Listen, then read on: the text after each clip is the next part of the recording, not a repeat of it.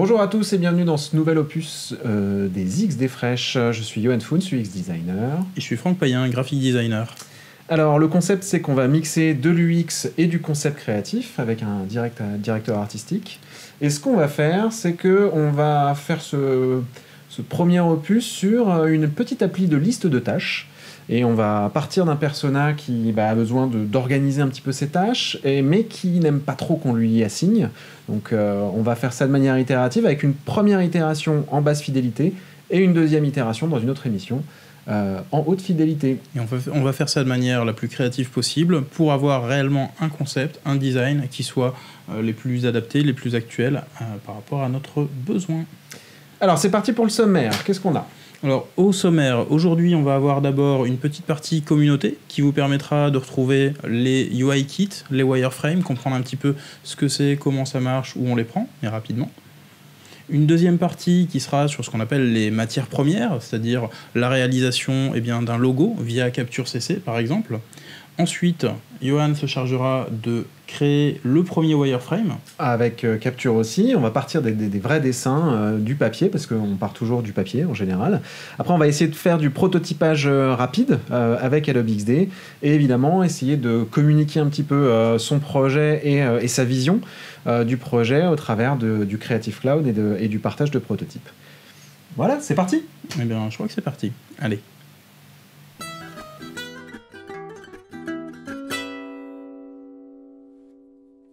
Première chose dont on va avoir besoin, c'est d'aller chercher un petit peu d'inspiration et un petit peu de matière première aussi pour travailler sur nos wireframes avec des UI kits, ce genre de choses. Alors, qu'est-ce qu'on va faire ? Alors moi, ce que je propose dans ces cas-là, c'est toujours de se lancer sur la communauté. J'ai tendance à aller sur Behance.net. C'est le site sur lequel vous allez pouvoir piocher de l'inspiration, mais vraiment partout. Vous allez avoir des inspirations graphiques sur les outils, Photoshop, Illustrator, InDesign, mais bien entendu, XD. Et XD, vous avez une galerie dédiée qui va vous permettre de comprendre en fait ce qui se fait en ce moment et surtout la manière dont c'est présenté. On va retrouver les polices, on va retrouver les couleurs. Et ce qui nous intéressera aussi là-dedans, c'est qu'on va pouvoir mettre en place des wireframes. Les wireframes, c'est ta partie.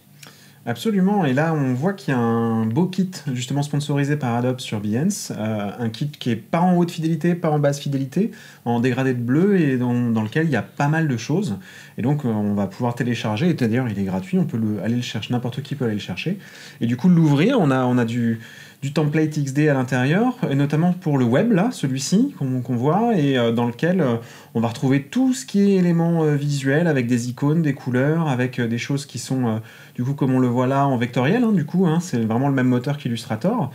On va pouvoir jouer avec ce genre de choses. Là, on va voir aussi la version mobile, donc avec des parcours utilisateurs dédiés au mobile, avec des éléments d'interface aussi, et les symboles qu'on va pouvoir retrouver et utiliser tels quels, avec des boutons dans différents états, et plein d'autres choses qui permettent de démarrer. Dans les bibliothèques en plus, directement. Directement. Et je vois qu'il y a les versions d'Apple. Alors, il y a tout ce qui est guidelines d'Apple, qu'on peut aller télécharger directement sur le site d'Apple. De même manière, les guidelines aussi du material design de Google, qui vont être très utiles pour faire de l'Android, et puis la même chose pour tout ce qui est Microsoft. Et le dernier truc, c'est un post de blog Adobe dans lequel on a regroupé pas mal de UI kits thématiques sur différentes choses comme justement le voyage, le restaurant, des marketplaces, donc plein d'éléments graphiques avec lesquels on va pouvoir travailler, qui sont gratuits et qui permettent de démarrer rapidement un projet. Ouais, et d'ailleurs, je vois qu'on a pas mal de visuels, d'icônes. C'est peut-être comme ça qu'on va lancer la première partie de notre liste de tâches. On va avoir besoin de matières premières, et pour ça, en effet, il va falloir partir de quelque chose. Allez, c'est parti. C'est parti.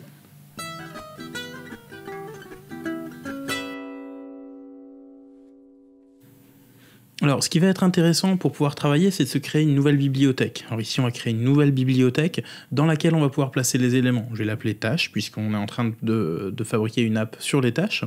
Et cette bibliothèque, je vais la remplir à partir d'éléments de capture. Donc capture, je prends mon téléphone, et sur mon téléphone, je vais venir... d'abord, je vais recharger, parce que voilà, ça y est, elle est synchronisée. Et je vais venir récupérer donc une forme à partir de l'appareil photo, voilà. Récupérer le contenu, ok, donc je reprends juste le logo tel que je l'ai mis en place, et puis je vais récupérer le meilleur contraste, le contraste noir et blanc, pour pouvoir réutiliser cette partie-là.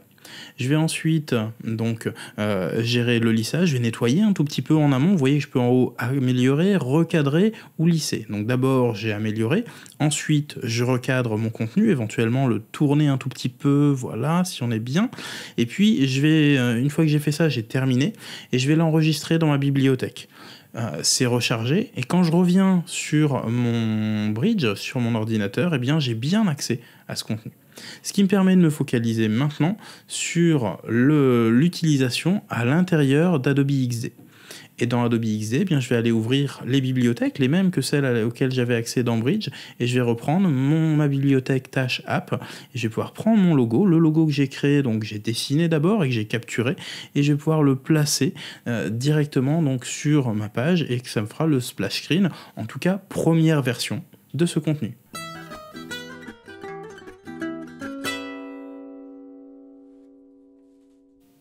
Alors pour la création, 2 choses. Au cours d'atelier, on a sorti au format papier les premiers écrans et on a un concept créatif qui est de représenter les tâches sous forme de tâches de peinture et de pouvoir positionner là, c'est plus du design d'information, dans une frise chronologique, dans une ligne de temps, de manière à faciliter la compréhension de l'utilisateur concernant l'urgence de certaines tâches.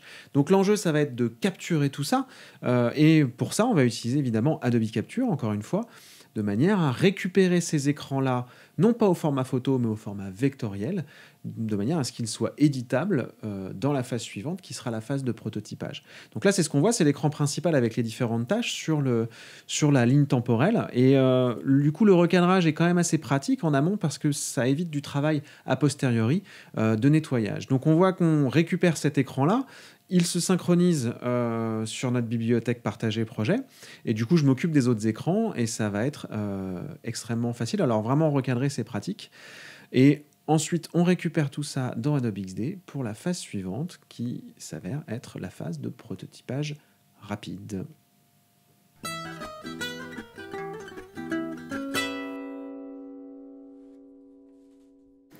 Alors, en ce qui concerne le prototypage et le design d'interaction, ce qui va être du coup extrêmement pratique, c'est qu'on va aller chercher tous ces éléments, tous les écrans, directement dans les bibliothèques Creative Cloud.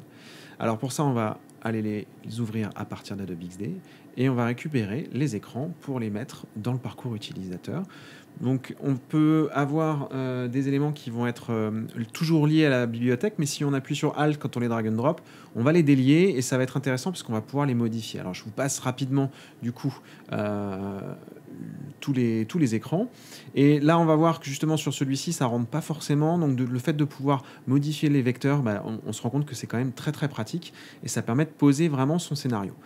Ensuite, il faut passer en mode prototype et très simplement tisser des liens entre chacun des écrans. Donc là, on choisit ces transitions et on peut tester très rapidement avec la fenêtre d'aperçu les transitions et les liens entre les écrans. Ce qui va être intéressant, c'est de pouvoir passer très rapidement de l'un à l'autre parce que, par exemple, on a besoin de créer un bouton comme ça très rapidement en vectoriel et ensuite s'en servir comme un bouton retour et dire voilà, je vais aller chercher le plan de travail précédent quand je vais cliquer là-dessus. Donc le fait de passer de l'un à l'autre du design au prototype, c'est quand même extrêmement efficace et on va voir surtout des nouvelles choses depuis quelques temps qui sont les incrustations. Donc on va incruster des plans de travail dans d'autres, par exemple en faisant des transitions vers le haut, mais on va vraiment, en cliquant sur le bouton ce soir ici, simplement faire apparaître une espèce de pop-up, un petit truc. Alors on voit que là, il n'y a pas de fond. Donc, ce qu'on va faire, c'est qu'on va créer un fond rapidement avec un effet de flou, un peu comme sur iOS. Et du coup, le résultat est assez efficace et assez joli. Et ça permet déjà de tester pas mal de choses, différents écrans. Donc une fois qu'on a tout le parcours, là, c'est ce qu'on voit. On va le tester dans notre fenêtre d'aperçu et on se rend compte que on a vraiment l'ensemble du parcours utilisateur avec l'ajout de tâches, etc., etc. Et là, on a déjà en quelques minutes un prototype qui est testable et utilisable immédiatement. Donc c'est quand même extrêmement efficace.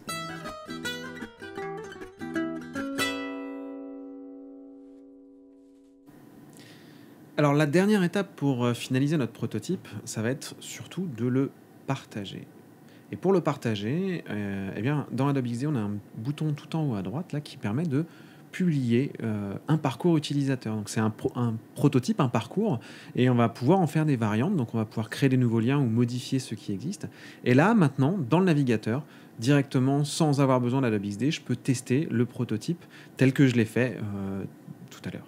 Donc c'est très simple, et surtout on va pouvoir commencer à apporter des retours, des commentaires sur tout ça. Donc là, un exemple concret, c'est voilà, le bouton ici est trop gros, et je vais pouvoir commenter ça et commencer à faire des retours, et notamment des retours de mes clients qui n'ont pas forcément de compte Adobe, et donc qui peuvent aussi faire des commentaires simplement de la même manière. Donc ça, c'est avec le commentaire le plus connu, qui est plus gros le logo, bien évidemment. Donc tout ça, on va le retrouver aussi sur notre espace en ligne, Creative Cloud, dans lequel on va retrouver l'ensemble des prototypes qu'on a pu publier et gérer justement l'ensemble de nos publications assez simplement. Donc c'est une bonne manière de communiquer avec son client, avec son chef de projet, avec l'ensemble de l'équipe, la vision en fait créative et interactive de notre projet.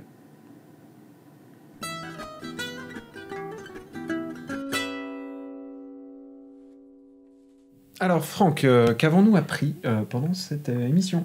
Eh bien, sur ce premier opus, on a réalisé les UI kits et wireframe via la communauté. On est allé mettre en place les ingrédients via Capture. On a commencé la création graphique d'un wireframe. D'un wireframe qu'on a capturé à partir des dessins papier. Ensuite, on a prototypé ça rapidement sur Adobe XD pour ensuite le partager via la plateforme de design Creative Cloud. Et l'objectif de tout ça reste quand même de faire des tests utilisateurs avec un objectif clair, c'est de réintégrer les retours utilisateurs et redesigner une nouvelle version, une deuxième itération en haute fidélité. Mais c'est ce qu'on verra pour le prochain opus. Voilà. Merci beaucoup. Merci Johan. et à bientôt. À très bientôt.